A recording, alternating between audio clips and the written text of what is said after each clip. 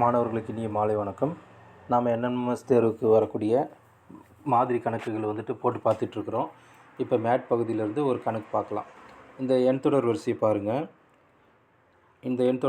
பாருங்கள். இது நான் ஏற்கனவே ஒரு கணக்கில் சொல்லியிருக்கிறேன் இல்லையா? ஃபஸ்ட்டு லெட்ரு, ரெண்டாவது லெட்ரு, அந்தமாரி ஒவ்வொரு லெட்டருக்கும் உள்ள வித்தியாசம் என்னன்னு சொல்லிட்டு பார்த்து அதுக்கு தகுந்த மாதிரி அடுத்த நம்பர் என்ன வரும் அப்படின்னு சொல்லிட்டு கண்டுபிடிக்கணும். இப்போ இங்கே ஃபஸ்ட்டு லெட்ரு சி இருக்கா? இந்த இந்த இந்த இதில் சி இருக்குது. சரி, அதுக்கு முன்னாடி விட்டுருங்க. சிக்கு அப்புறம் டி வரணுமா? டி வரணும், இ வரணும். அது ரெண்டு எழுத்தை விட்டுட்டுருக்காங்க. டியும் இயும் விட்டு எஃப்னு கொடுத்துருக்குறாங்க. சரியா? அடுத்தது அதேமாதிரி ரெண்டு நம்பரை விட்டு பார்க்கலாமா? எஃப்க்கு அப்புறம் ஜி வரணும், ஹெச் வரணும், அதுக்கப்புறமா தான் ஐ வரணும். சரியா? அப்போ ஜிஹெச்சை விட்டுட்டு ஐ கொடுத்துருக்குறாங்க. அப்போ ரெண்டு நம்பராக விட்டுட்டு ஒரு நம்பர் ஆரம்பிச்சிருக்கிறாங்க.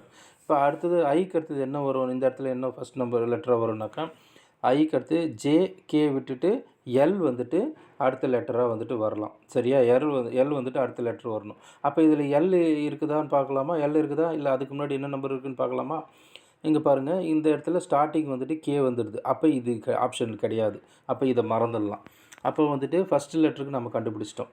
அடுத்ததான் இந்த சென்டரில் இருக்கக்கூடிய லெட்டருக்கு கண்டுபிடிக்கணும். சென்டரில் நம்பர் கொடுத்துருக்குறாங்க, 4ன்னு கொடுத்துருக்குறாங்க. அடுத்த நம்பர் 9ன்னு இருக்குது.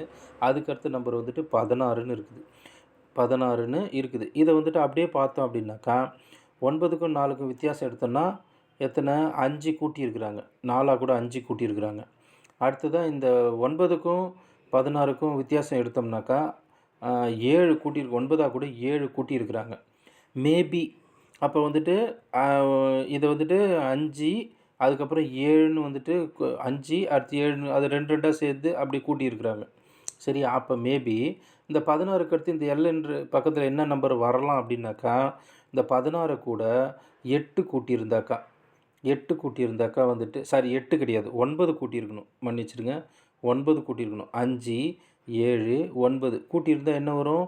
25 வரலாம். சரியா? இப்போ இந்த எல்ன்ற இடத்துலலாம் பாருங்கள், 25 எங்கன்னா இருக்குதுனாக்கா இந்த பாருங்கள், இந்த இடத்துல 27 இருக்குது. அப்போ இது வராது. அப்போ இந்த 3 இல்லைன்னா 2 தான் வரணும். அப்போ இந்த இடத்துல 25 போட்டுக்கலாம். அப்புறம் இந்த இடத்துல என்ன வரலாம்? இந்த லாஸ்ட்டாக இருக்கிற இடத்துல என்ன வரலாம் அப்படின்னு சொல்லிட்டு பாருங்கள்.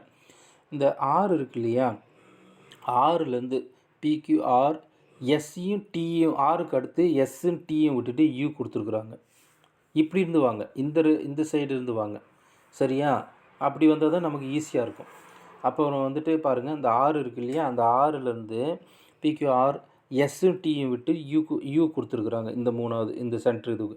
அப்போ யூலேருந்து அடுத்து U MN PQRST you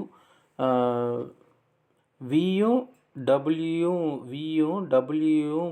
VW, அதுக்கு அடுத்தது எக்ஸ் இங்கே கொடுத்துருக்குறாங்க. சரியா? அப்போ ரெண்டு நம்பர் இது ரெண்டுத்துக்கு இடையில் கொடுத்துருக்குறாங்க. விட்டுட்டு அடுத்தடுத்த நம்பர் கொடுத்துருக்குறாங்க. அப்போ இந்த 6க்கு முன்னாடி ஏதாவது ஒரு 2 நம்பரை விட்டுட்டு அதுக்கு முன்னாடி இருக்கிற லெட்ரு இங்கே கொடுத்துருக்கலாம். சரியா? அது என்ன லெட்டருன்னு சொல்லி பார்த்தீங்கன்னாக்கா இந்த ஓ வரும். ஓ எம்என் ஓன்னு வச்சுக்கணுமா? ஓக்கு அடுத்து எம்என்ஓ பி கியூ, அதை விட்டுட்டு ஆர் இங்கே கொடுத்துருக்குறாங்க. பிக்யூ விட்டுட்டு ஆர் கொடுத்துருக்குறாங்க. அப்போ அந்த லாஸ்ட்டாக இந்த ஓன்றது வரலாம். சரியா? இந்த ஓன்றது நம்ம முதல்ல கண்டுபிடிச்சிட்டு இருந்தோம் அப்படின்னாலே வேறு இதில் இந்த லாஸ்ட் எழுத்தில் ஓன்னு எங்கன்னா இருக்குதான்னு பார்த்தா எதுலேயுமே ஓன்றது இருக்காது. அப்போ நம்ம இதை ஃபஸ்ட்லேயே கண்டுபிடிச்சிடலாம். சரி, அந்தமாரி ஒவ்வொன்றுத்தையும் நம்ம எவ்வளோ சீக்கிரம் கண்டுபிடிக்க முடியுமோ அவ்வளோ சீக்கிரம் நம்ம கண்டுபிடிக்கணும். சரியா? இந்த கணக்கு நல்லா பார்த்துக்குங்க. அப்போ சரியா? அடுத்த கணக்கில் சந்திப்போம்.